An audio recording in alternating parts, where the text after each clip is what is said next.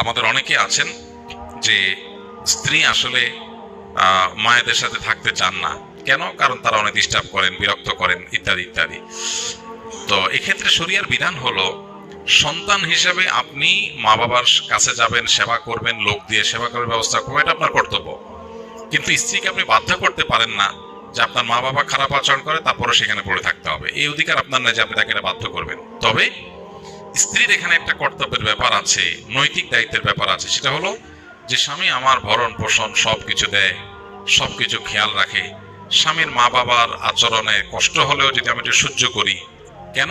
স্বামীর দিকে খেয়াল করে যে স্বামী খুশি হয় তার মা বাবার প্রতি, যতটুকু সামর্থ্য করা। এখানে আননেসেসারি তাকে চাপ নিতে বলছি না, যতটুকু সামর্থ্য করে যে করতে পারেন সেটা সবচেয়ে ভালো, সেটা করা উচিত। যদি তিনি কোনো কারণে এটা না করেন, তাহলে পাইল আইনগত ভাবে কোনো স্বামী তার স্ত্রীকে বলতে পারে না আমার মা বাবার কাছেই তোমাকে থাকতে হবে।